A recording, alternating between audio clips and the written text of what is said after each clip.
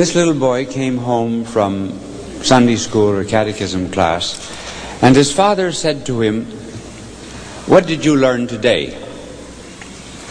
Oh, he said, "I learned how Moses defeated the Egyptians." How did he do it? Well, the Egyptians were chasing the Israelites, and Moses called the airfield. And the airfield flew in some engineers, and they built some pontoon bridges over the sea. And the Jews crossed over the pontoon bridges. Then another fleet of planes came, and they bombed the pontoon bridges as the the Egyptians were on them, and they were all killed. Father said, "Is that what they told you?" No, he said, "It isn't, but if I told you what they really said, you wouldn't believe it."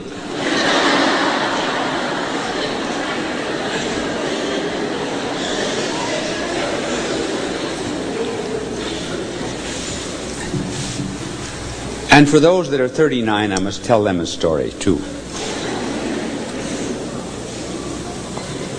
I was once talking on prosperity and adversity, and I used the example of flowers. I said some flowers prosper only in sunshine, while others seem to thrive only in the shade, like fuchsias.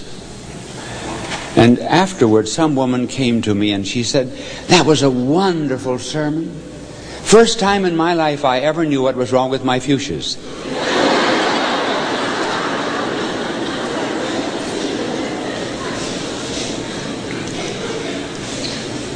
Now I'm going to talk to you today about working harder, studying harder, living harder, being more wasteful of energy, being more thoughtful of others. And I'm going to begin by telling you that I was once a victim of a roast. You probably have seen some roasts on television in which someone is made a lamb and everyone berates him. Well, I was roasted by the Friars Club. And these actors put on a drama on the stage. And in this drama, I had just gone to the Diocese of Rochester. And the Vicar General was in the room, my secretary, and several priests who had responsible posts in the diocese. And the Holy Father walks in. And he looked exactly like the Holy Father, the one who was playing that part. And he went over and he talked to the Vicar General, whispered to the Chancellor, whispered to the other priests. He never spoke to me once. And then he left, and I said to them, I said, "What did he say?" He says, "Work hard."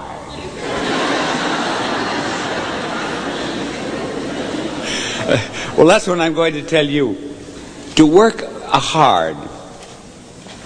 Because really most of us live below the level of our energy. And in order to be happy, we have to do more.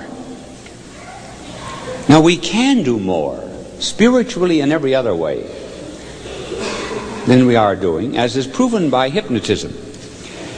There were some men hypnotized and told that their strength was greater than it was before. And do you know that they lifted weights 40% more than they'd ever lifted before they were hypnotized? They just got a new idea in their minds. And then another group of men were hypnotized and told that the same group. And they were told that they were not as strong as they usually are.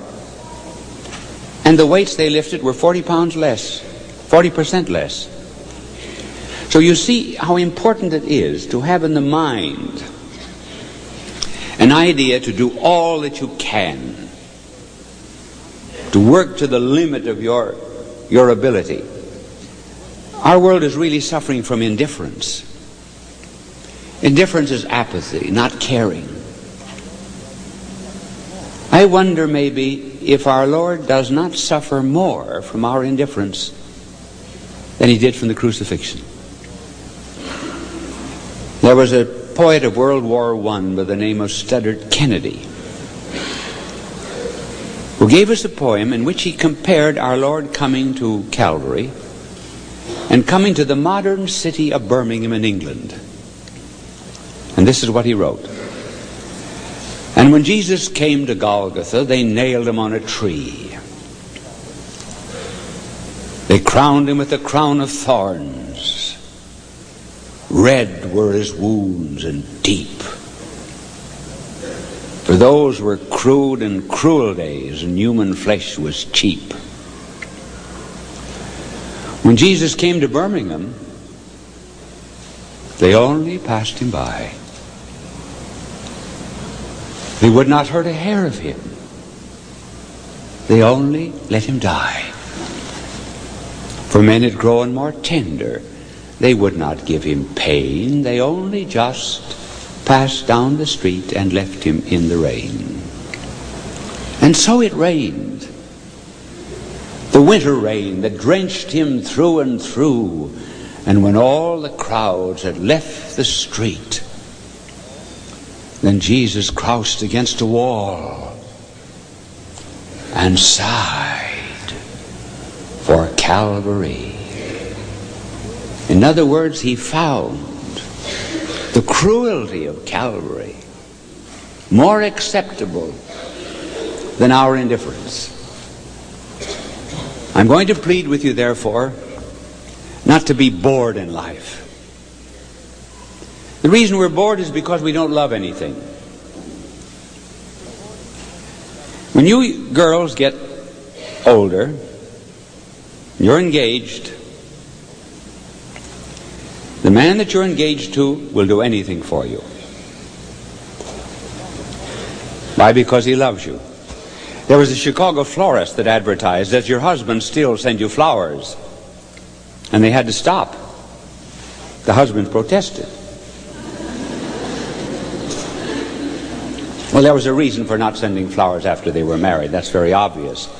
But when you're in love, you'll do anything. And you'll find that the young man will do anything for you because he loves. And so will you. You'll wear the kind of clothes he wants. If he likes pink, you'll wear pink. And you won't find it a bit boring. But in order to drive home this lesson, I'm going to take stories out of the Bible. And the first story is to induce you to learn to waste yourself, give yourself to others. We go back to King David. He lived 1,000 years before Christ. And King David was in a battle against the Philistines, always the enemies of the Jews, the Philistines. And the battlefront took him to his own home village of Bethlehem. Now, when we get older, we sometimes have yearnings for tastes and visions and experiences of when we were young. And so when David saw the town of Bethlehem, he said to the soldiers, "Oh," he said, "if I could only taste again the waters from the well at the gate of Bethlehem." And the soldiers said, "All right, we will get you the water. We will drive through the lines." And they came back with water. And David held up the vessel of water and poured it out onto the ground. He said, "I am not worthy to drink the water that was purchased at such a sacrifice."